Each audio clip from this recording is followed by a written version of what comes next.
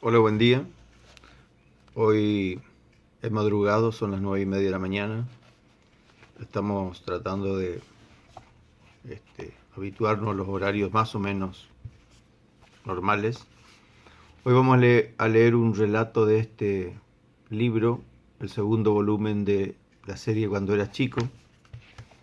Y el relato se titula Un tecito con mi papá.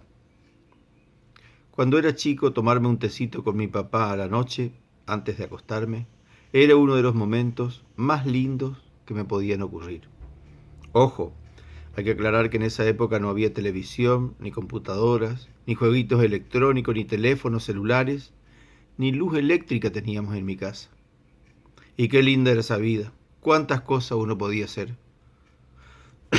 Bueno, hay que decir toda la verdad. La televisión ya existía, pero en mi pueblo solo había dos televisores. Uno en la casa de una vecina de mi abuela y el otro en la casa de una familia de apellido Carvajal. Pero no nos desviemos del tema. El asunto que quiero contarles es sobre el tecito de la noche que tomábamos con mi papá. ¡Qué momentos aquellos! Después de cenar, mi mamá lavaba los platos y se iba a dormir. Y mis hermanas también. Así que nos quedábamos despiertos, solo los hombres. O sea, mi papá y yo, que ya tenía 7 años. Como ya les conté en otro libro, nuestra iluminación consistía en un radiosol y si se descomponía este, utilizábamos una lámpara a mecha. Ambos artefactos funcionaban a queroseno. Cuando estos estaban descompuestos, utilizábamos las velas. Linterna teníamos, pero casi siempre estaba sin pilas, que es lo mismo que no tenerlas.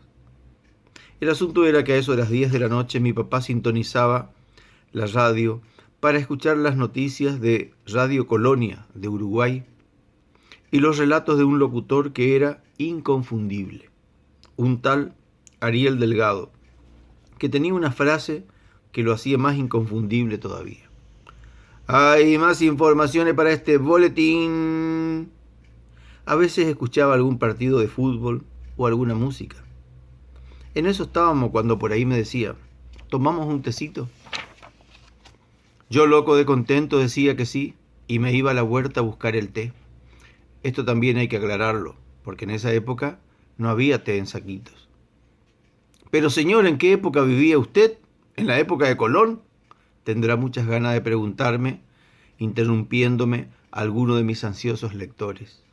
Tranquilos, no se sulfuren. En los años 60 la cosa era así. Casi nada se había inventado. Y eso era algo maravilloso.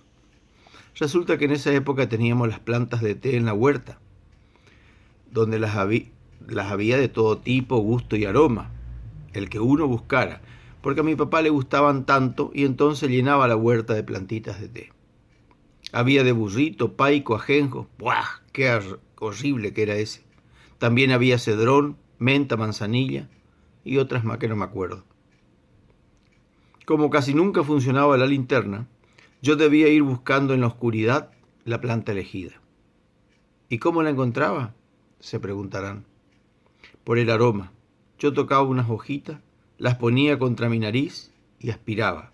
Y por supuesto, me conocía todos los olores. Después estaba tan canchero en eso que ni por más que anduviera la linterna, ya la utilizaba. Me orientaba solo por los aromas.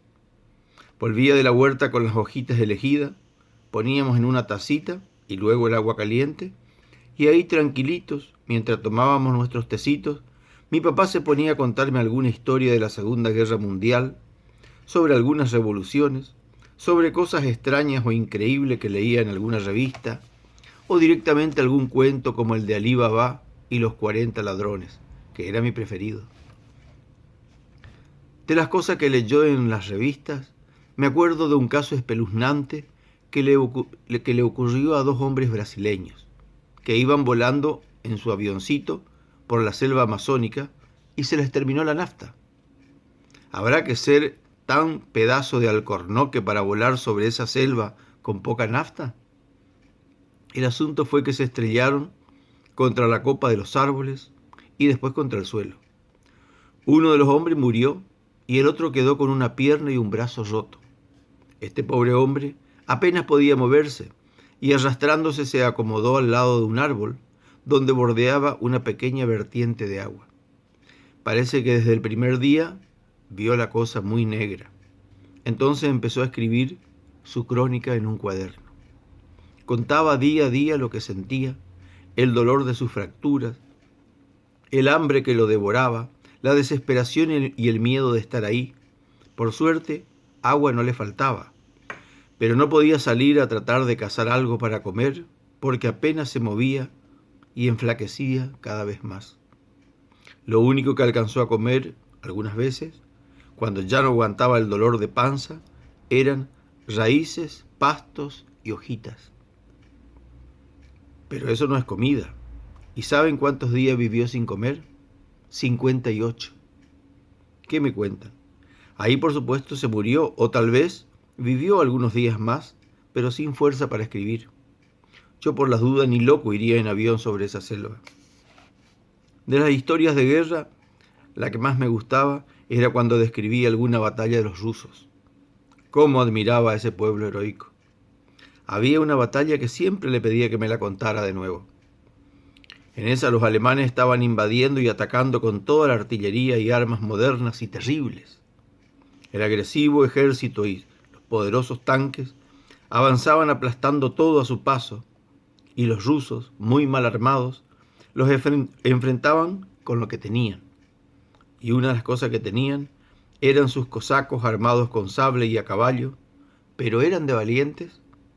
A esa altura, alguno podrá decir, pero por favor, señor, no me va a decir que los cosacos se enfrentaban con sus sables a los poderosos tanques nazis, a la terrible artillería. Por favor. Pero efectivamente, así fue. Los cosacos se largaban en oleadas de cientos o miles de jinetes a todo galope y se iban derechito hacia las ametralladoras o hacia los tanques. Ajá, ahora no nos vendrá con el cuento que los rusos ganaban la batalla, dirán ustedes, y tienen razón. Los rusos no ganaban la batalla, porque era imposible en esas condiciones, ya que los alemanes los acribillaban a balazos y no llegaba ninguno vivo hasta las trincheras alemanas. Pero ¿y para qué corcho hacían semejante locura?, se preguntarán. Y esto lo hacían solo para demostrar al enemigo una cosa: el valor y la determinación. Para que supieran que si querían pasar, tendrían que matarlos a todos, y que no tenían ni un poquito de miedo a la muerte.